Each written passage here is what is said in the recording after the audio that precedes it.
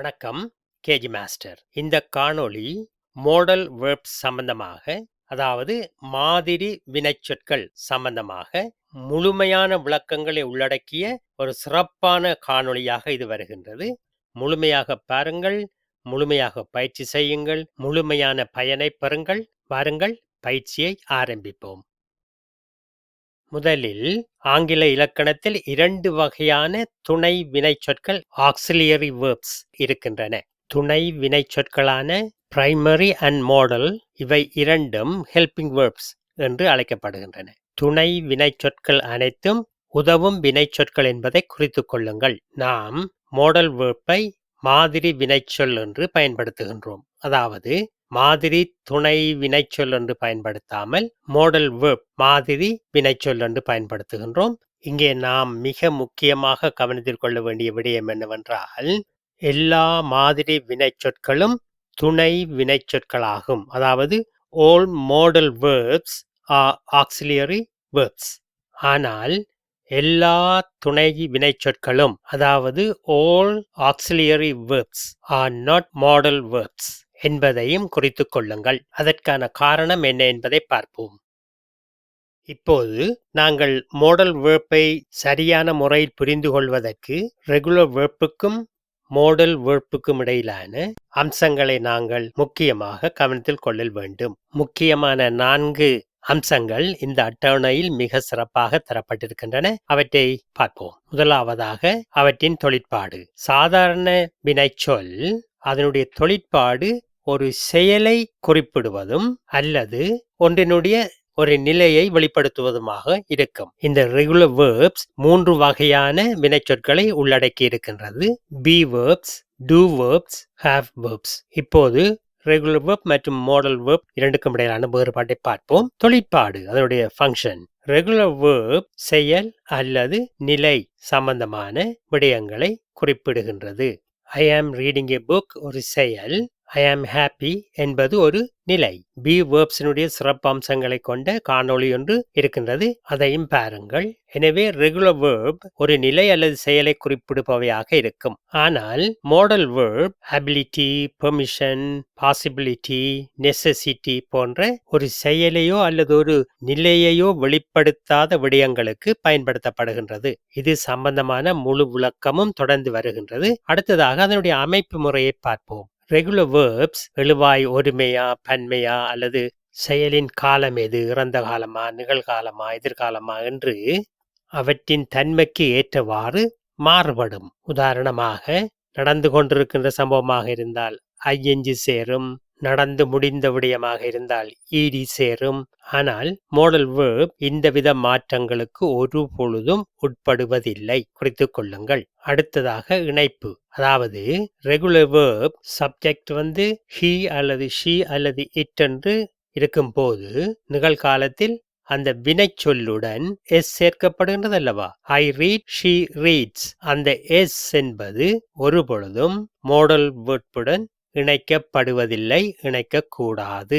அடுத்ததாக இல்லை என்று மறுப்பு தெரிவிக்கின்ற பொழுது நாட் என்ற சொல்லை பயன்படுத்துவதற்கு ரெகுலர் வேர்ப்பிற்கு துணை வினைச்சொல், அதாவது ஹெல்பிங் வேர்ப் ஒன்று தேவைப்படுகின்றது. ஆனால் மாடலுக்கு தேவையில்லை. நாட் என்பதை மாடல் வேர்ப்பிற்கு பிறகு சேர்த்துவிட்டால் போதும். இப்போது மாடல் வேர்ப்பினுடைய வரைவிலக்கணத்தை பார்ப்போம். நன்றாக கவனியுங்கள். மாதிரி வினைச்சொற்கள் என்பவை ஒரு வாக்கியத்தில் உள்ள முக்கிய வினைச்சொல்லின் சப்ஜெக்டை அல்ல, வினைச்சொல்லினுடைய நிலை, திறன், சாத்தியம், அனுமதி, முக்கியத்துவம் அல்லது கடப்பாடு போன்றவற்றை வெளிப்படுத்துகின்றன. இந்த மாதிரி வினைச்சொல் தனித்து இயங்க மாட்டாது. அவை இயங்குவதற்கு ஒரு மெயின் வேர்ப் அவசியம். அந்த மெயின் வேர்ப் வினை அடியிலிருந்து டு என்பது சேர்க்கப்படாத நிகழ்காலத்திற்குரிய வினைச்சொல்லாக இருக்கும். உதாரணமாக ரீட், ஈட், ரன் அவ்வாறான பிரதான வினைச்சொல்லுக்கு முன்னால் வரும் என்பதையும் குறித்துக் கொள்ளுங்கள். இப்போது நாம் வினைச்சொற்களின் குரூப்ஸ் எவை என்பதை பார்ப்போம். ஏற்கனவே இது சம்பந்தமாக சிறிது கூறியுள்ளேன். இங்கே முக்கியமாக நாம் கவனிக்க வேண்டியது என்னவென்றால், பிரைமரி ஆக்சிலியரி வேர்ப்ஸ் என்பது மெயின் வேர்ப்பாகவும் பயன்படுத்தப்படும் இவை be verb, have verb, do verb என்ற 3 பிரிவுகளை கொண்டிருக்கின்றன. அவை எவை என்பது சம்பந்தமான முழு விளக்கமும் இங்கே தரப்பட்டுள்ளது. இவை காலம், voice என்று சொல்கின்ற பொழுது செய்வினை, செயற்பாட்டு வினை போன்ற வெளிப்பாடுகளையும் தரும். ஆனால் மாதிரி வினைச்சொல்லானது மாடல் வேர்ப் எப்பொழுதும் உதவி வினைச்சொல்லாக மட்டுமே பயன்படுத்தப்படும் என்பதை குறித்துக் கொள்ளுங்கள்.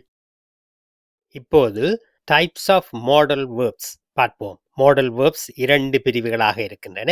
அதில் முதலாவது பிரிவு co-modals, அதாவது இவைதான் அதிபெரும்பாலாக பயன்படுத்தப்படுகின்றன. அதே நேரத்தில் ஏற்கனவே குறிப்பிடப்பட்ட கிராமட்டிக்கல் ரூல்ஸ், இலக்கண விதிமுறைகளை கொண்டவை, அவற்றை பின்பற்றுகின்ற மாடல் வேர்ப்ஸ்களாக இருக்கின்றன. இவற்றில் 9 உதவி வினைச்சொற்கள் உள்ளடங்குகின்றன. இரண்டாவது செமி மாடல்ஸ் அல்லது செமை மாடல்ஸ் என்றும் சொல்வார்கள். இவை கோ மாடல்ஸ் போன்று இலக்கண விதிமுறைகளை பின்பற்றுவதில்லை. உதாரணமாக யூ நீட் டு ரெஸ்ட் என்று சொல்வதை தேர்ட் பர்சன் சிங்குலர் ஷீயில் பாய்ப்பதாக இருந்தால் ஷீ நீட்ஸ் டு ரெஸ்ட் என்று நீடுக்கு நாம் எஸ் என்பது சேர்க்க வேண்டும். ஆனால் கோமோடல்ஸ், அதாவது 9 வினைச்சொற்களும் இவ்வாறான மாற்றங்களுக்கு உட்படுவதில்லை என்பதை நாங்கள் ஏற்கனவே கற்றுக்கொண்டோம் அல்லவா?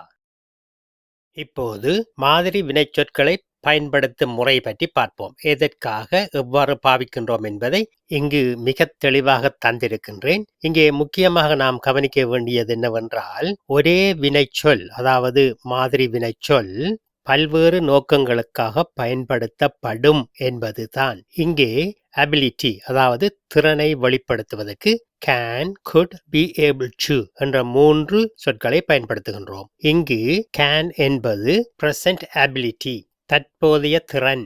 I can speak French, என்னால் பிரெஞ்சு பேச முடியும், அல்லது நான் பிரெஞ்சு பேசுவேன் என்று தற்போதைய திறனை குறிக்கின்றது. இரண்டாவது சொல்லை பாருங்கள், could. இது கடந்த கால திறனை குறிப்பிடுவது. உதாரணத்தை பாருங்கள், when I was young, I could run very fast. இங்கே மிக முக்கியமாக நாம் கவனிக்க வேண்டிய விடயம் என்ன சொல்லுங்கள்? மிகவும் முக்கியமானது குறிப்பிடுத்திக் கொள்ளுங்கள். அதாவது I can run fast, என்னால் வேகமாக ஓட முடியும். தற்போதைய திறமையை குறிப்பிடுகின்றோம். ஆனால் என்னால் ஓட முடிந்தது, I could run fast என்று முன்னைய திறமையை அவ்வாறே முடித்துவிட முடியாது. ஏனெனில் ஓட முடிந்தது என்று சொல்லுகின்ற பொழுது தற்போது ஓட முடியவில்லை என்பது வெளிப்படையாக வருகின்றது. எனவே எப்போது ஓட முடிந்தது என்பதை குறிப்பிட்டாக வேண்டும். பாருங்கள், when I was young, நான் இளமையாக இருந்த பொழுது என்று குறிப்பிடுவதன் மூலம்தான் அந்த வாக்கியம் முழுமையாக பொருள் கொள்ளப்படும். மாதிரி வினைச்சொற்களில் உள்ள 9 வினைச்சொற்களில் could என்பது can என்ற நிகழ்காலத்திற்கான இறந்தகால உதவி வினைச்சொல்லாக பயன்படுத்தப்படுகின்ற முக்கியமான வினைச்சொல்லாகும் என்பதையும் குறித்துக் கொள்ளுங்கள். அடுத்ததாக திறனை வெளிப்படுத்துகின்ற இன்னுமொரு உதவி வினைச்சொல் be able to. இந்த சொல் திறனை வெளிப்படுத்தும் can என்ற வினைச்சொல்லை இலக்கண ரீதியாக பயன்படுத்த முடியாத போது பயன்படுத்தப்படுகின்றது. அதாவது can என்பதை நாங்கள் எதிர்காலத்திற்கு பயன்படுத்த முடியாது. அவ்வாறான சந்தர்ப்பங்களில் be able to என்பது பயன்படுத்தப்படுகின்றது. கீழே தரப்பட்டுள்ள உதாரணத்தில் இரண்டாவது வாக்கியத்தை பாருங்கள், மிகவும் சுவாரஸ்யமானது. I haven't been able to sleep lately. உதாரணமாக ஒருவர் மிகவும் சோர்வாக இருக்கின்ற பொழுது, என்ன சோர்வாக இருக்கிறீர்கள் என்று கேட்டால், அண்மை காலமாக என்னால் உறங்க முடியவில்லை என்று சொல்லுகிறார். இந்த வாக்கியத்தை நாம் I can sleep என்று சொல்ல முடியாது. I couldn't sleep என்று சொன்னால் அதற்கான காரணத்தை சொல்லியாக வேண்டும். அதே நேரத்தில் சிறிது காலமாக என்று கால அளவை குறிப்பிடுகின்ற காரணத்தினால் be able to என்ற செமை மாடல் சப்ஸ்டிடியூட் பயன்படுத்தல் வேண்டும். இப்போது can, could என்பது வேறு சந்தர்ப்பங்களிலும் பயன்படுத்தப்படுவதை பாருங்கள். இங்கே அனுமதிக்காக பயன்படுத்தப்படுகின்றன. இங்கே can என்பது மிகவும் நெருக்கமானவர்களிடம் அனுமதி கேட்பதற்கும், could என்பது ஒரு பணிவு சார்ந்த அனுமதியை கேட்பதற்கும், ஒரு அலுவலகத்தில் வேலை செய்பவரோடு நாம் பேச வேண்டுமாக இருந்தால் could I speak to என்று ஒரு பணிவு சார்ந்த வேண்டுகோளை முன்வைப்பது வழக்கம். மே என்பது ஒரு முறை சார்ந்த அனுமதி, அதாவது இங்கு மே என்பதுதான் பயன்படுத்த வேண்டும். உதாரணத்தை பாருங்கள். You may begin the exam now. இங்கு ஒரு முக்கியமான குறிப்பு என்னவென்றால், மாடல் வேர்ப்ஸை பொறுத்தவரையில் மிகவும் கடுமையான பயிற்சியே உங்களை நிபுணராக்கும். இப்போது பாருங்கள், பாசிபிலிட்டி அண்ட் ப்ராபபிலிட்டி, அதாவது சாத்தியக்கூறும் நிகழ்தகவும். இங்கும் பாருங்கள், மே, குட் என்பன பயன்படுத்தப்படுகின்றன. ஒரு விடயம் உறுதியானதல்ல, ஆனால் சாத்தியமாகலாம் என்று எதிர்பார்க்கின்ற பொழுது மே, மை, குட் என்ற வினைச்சொற்களை பயன்படுத்த வேண்டும். உதாரணங்களை பாருங்கள். ஒரு உறுதியான எதிர்பார்ப்பு அல்லது அநேகமாக நிகழக்கூடியதாக இருக்கின்ற பொழுது should என்பதை பாய்க்க வேண்டும். உதாரணத்தை பாருங்கள். The train should arrive soon. அதாவது அந்த புகையிரதம் தாமதமாவதற்கான எந்த அறிகுறிகளும் இல்லை என்கின்ற போது should என்பது பயன்படுத்தப்படுகின்றது. அடுத்ததாக must. இது ஒரு முக்கியமான வினைச்சொல்லாக இருக்கின்றது. இது ஒரு தர்க்க ரீதியான கணிப்பீடு. அதாவது உதாரணத்தை பாருங்கள். You've been traveling all day. You must be tired.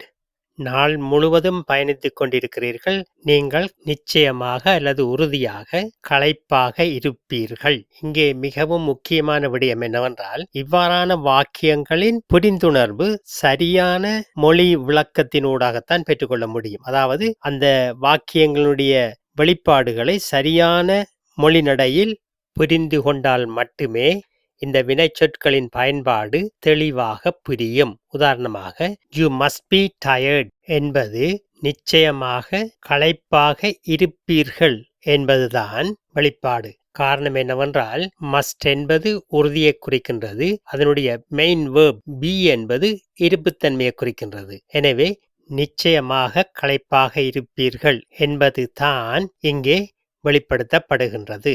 அடுத்ததை பாருங்கள். can't, அதாவது cannot, couldn't, could not. இவை சாத்தியமற்ற வெளிப்பாடுகளை குறிப்பிடுவதற்கு பயன்படுத்தப்படுகின்றன. உதாரணத்தை பாருங்கள். He can't be at home. அவன் வீட்டில் இருக்க முடியாது, ஏனென்றால் அவனை நான் சற்று முன்னர் சூப்பர் மார்க்கெட்டில் பார்த்தேன். மீண்டும் ஒரு குறிப்பு, பயிற்சி பயிற்சி பயிற்சி. அடுத்ததாக பாருங்கள். ஆப்ளிகேஷன் அண்ட் நெசசிட்டி, அதாவது கடப்பாடும் அவசியமும். உறுதியான கடப்பாட்டிற்கு மஸ்ட் பாவிக்க வேண்டும். குறிப்பாக பேசுபவர், அதாவது ஸ்பீக்கர் சொல்லுகின்ற பொழுது மஸ்ட் என்பது பயன்படுத்தப்படும். உதாரணத்தை பாருங்கள். I must finish this report today. இங்கே ஸ்பீக்கர் நான். இரண்டாவது வாக்கியத்தில் you must wear a seat belt. சொல்பவர் இன்னொருவர், அவர்தான் ஸ்பீக்கர். எனவே மஸ்ட் பயன்படுத்தப்படும். இப்போது have to என்பது மஸ்ட் என்பது போன்று உறுதியானது தான், ஆனால் அதே நேரத்தில் எக்ஸ்டர்னல் விதிமுறைகள் ஊடாக நாம் அவற்றை பின்பற்ற வேண்டி இருப்பது என்பதை குறிப்பிடுவதற்கு பயன்படுத்தப்படுகின்றது. You have to have a licence to drive. இது சட்ட ரீதியான தேவைப்பாடு. அடுத்ததாக should அல்லது ought to, புத்திமதி அல்லது சரியான விடயத்தை சொல்வதற்காக பயன்படுத்தப்படுகின்றது. உதாரணங்களை பாருங்கள். நீங்கள் ஒரு வைத்தியரை பார்க்க வேண்டும். முதியவர்களை மதிக்க வேண்டும். இது போன்ற வாக்கியங்களை புதிதாக எழுதி மீண்டும் மீண்டும் பயிற்சி செய்யுங்கள். அடுத்ததாக ஹேபிட்ஸ், பழக்க வழக்கங்கள். வில், வுட், யூஸ் டு என்ற 3 சொற்கள் பயன்படுத்தப்படுகின்றன. பாருங்கள். வில் என்பது சாதாரணமாக எதிர்காலத்திற்கு பயன்படுத்தப்படுவதாக இருந்தாலும் கூட இங்கே நிகழ்கால பழக்க வழக்க நடத்தைகளை குறிப்பிடுவதற்கு பயன்படுத்தப்படுகின்றது. உதாரணத்தை பாருங்கள். He will often go for a run before breakfast. அதாவது காலை உணவிற்கு முன்னர் ஓடுவதற்கு போவார். வுட் என்பது இறந்தகால பழக்க வழக்க நடத்தைகளை குறிப்பிடுவதற்கு பயன்படுத்தப்படுகின்றது. When we were children, we would visit our grandmother every Sunday. அடுத்ததாக used to என்பது அதிகமாக பயன்படுத்தப்படுகிறது. இது கடந்த கால நிலைகளை குறிப்பிடுவதற்கு பயன்படுத்தப்படுகின்றது. பாருங்கள். I used to live in London என்பது I don't anymore என்பதை குறிப்பிடுவதாகும். அடுத்ததாக shall, offer மற்றும் suggestion, அதாவது பரிந்துரைகளுக்காக பயன்படுத்தப்படுவது. பாருங்கள். shall I help, shall we go. மீண்டும் மீண்டும் இந்த வாக்கியங்களை பயிற்சி செய்யுங்கள். இப்போது நீங்கள் பார்ப்பது மாடல் வேர்ப்ஸினுடைய கிராமட்டிக்கல் ஸ்ட்ரக்சர். மிக மிக முக்கியமானது. நன்றாக கவனியுங்கள். ஒரு கூற்றை, அதாவது ஸ்டேட்மெண்ட் அல்லது ஒரு வாக்கியத்தை அமைப்பதற்கான ஒழுங்குமுறை என்ன என்பது இங்கு தரப்படுகிறது. மிக முக்கியமானது, குறிப்பெடுத்துக் கொள்ளுங்கள். வாக்கியத்தில் முதலாவதாக வருவது சப்ஜெக்ட், அதற்கு அடுத்தது மாடல், அதன் பிற்பாடு பேஸ் வேர்ப், பின்னர் அந்த வாக்கியத்தின் மிகுதியாக உள்ளவை. ஒவ்வொன்றிற்கும் தனித்தனியான கலரை கொடுத்து சிறப்பாக விளக்கியுள்ளேன். அவற்றையும் கவனித்துக் கொள்ளுங்கள். அதே போன்று நெகட்டிவ், அதாவது இல்லை என்று சொல்வது, நாட் என்று சொல்லுகின்ற பொழுது சப்ஜெக்ட், மாடல் வேர்ப், அதன் பிற்பாடு நாட், அதன் பிற்பாடு பேஸ் வேர்ப். அதாவது நாட் என்பது மாடல் வேர்ப்புக்கும் பேஸ் வேர்ப்புக்கும் இடையில் வர வேண்டும். இறுதியாக வாக்கியத்தின் மிகுதி பகுதி. வினாக்களை உருவாக்குவதற்கு மாடல் வேர்ப்பை சப்ஜெக்டுக்கு முன்னால் போடுதல் வேண்டும். அதாவது வினா வாக்கியத்தை மாடல் வேர்ப்புடன் ஆரம்பிக்க வேண்டும். முடிவில் வினாக்குறியை மறந்து விடாதீர்கள். அடுத்து இங்கே நாம் பார்ப்பது மாதிரி வினைச்சொற்களை பயன்படுத்தி நிகழ்கால, இறந்தகால, எதிர்கால வாக்கியங்களை எவ்வாறு அமைப்பது என்பதுதான். நிகழ்கால வாக்கியங்களுக்கு நாங்கள் ஏற்கனவே குறிப்பிட்டதை போன்று சப்ஜெக்ட், மாடல், பேஸ் வேர்ப், மிகுதி வாக்கியம். இங்கே நாம் முக்கியமாக கவனிக்க வேண்டிய விடயம் என்னவென்றால், மாதிரி வினைச்சொற்கள் நிகழ்காலத்தில் என்ன பொருளை கொடுக்கின்றன என்பதுதான் முக்கியம். இவற்றை நான் மிகவும் சிறப்பாக இங்கு தந்துள்ளேன். பாருங்கள். she can speak French well. அவளால் பிரெஞ்சு நன்றாக பேச முடியும். இங்கே இந்த வாக்கியம் எவ்வாறு நிகழ்காலமாகின்றது? ஏனென்றால் அவளுடைய திறன் நிகழ்காலத்தில் இருக்கின்றது. மீனிங்கை பாருங்கள். ability now. மாதிரி வினைச்சொற்கள் ஆக்சன்ட் வேர்ப்ஸ் அல்ல, செயலை குறிக்கும் வினைச்சொற்கள் அல்ல. எனவே அவை சொல்லுகின்ற விடயம் எந்த காலத்தில் இருக்கின்றது என்பதை பொறுத்தே அது நிகழ்காலமா, இறந்த காலமா அல்லது எதிர்காலமா என்று தீர்மானிக்கப்படுகின்றது. இங்கே தரப்பட்டுள்ள ஒவ்வொரு வாக்கியத்தையும் நன்றாக பயிற்சி செய்யுங்கள். இங்கே வில் என்று கடைசியாக இருக்கிறது அல்லவா, இறுதியில் இருக்கிறது அல்லவா, ஐ வில் ஹெல்ப் யூ. இது எவ்வாறு நிகழ்காலம் என்பதை பார்ப்போம். இது நிகழ்காலத்தில் கொடுக்கப்படுகின்ற உத்தரவாதமாக பொருள் கொள்ளப்படுகின்றது என்பதை கவனித்துக் கொள்ளுங்கள். இப்போது பாஸ்ட் டென்ஸ், அதாவது இறந்த கால வாக்கியங்களை எவ்வாறு உருவாக்குவது என்பதை பார்ப்போம். அதனுடைய ஸ்ட்ரக்சரை பாருங்கள்.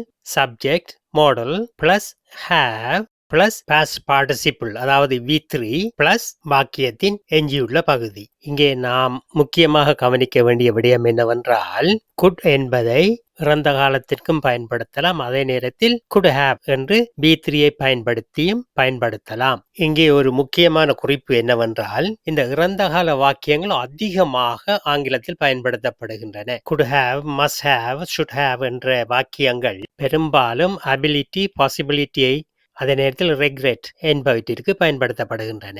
இங்கே முக்கியமாக நாம் கவனிக்க வேண்டியது, இங்கே வருகின்ற மெயின் வேர்ப் ஹேவ் என்றுதான் வரும். ஹேஸ் அல்லது ஹேட் என்று வரவே மாட்டாது.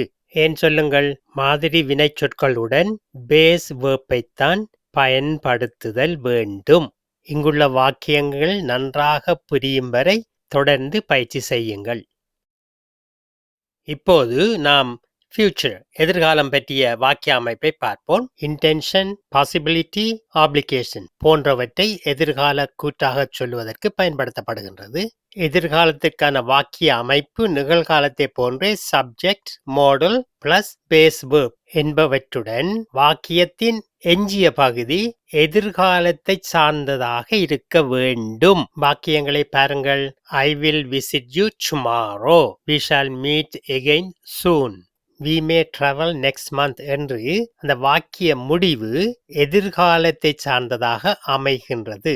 இங்கே 3 காலங்களுக்கும் உதாரணமாக தரப்பட்ட வாக்கியங்களை மீண்டும் மீண்டும் மீண்டும் பொருள் நன்றாக புரியும் வரை பயிற்சி செய்யுங்கள். அத்தோடு உங்களின் ஆர்வமும் விடாமுயற்சியுமே வெற்றியின் அடித்தளங்களாக அமைகின்றன. அந்த தகைமைகள் உங்களிடம் இருப்பதை வெளிப்படுத்தியுள்ளீர்கள். பாராட்டுக்கள். மீண்டும் ஒரு காணொளி மூலம் சந்திப்போம்.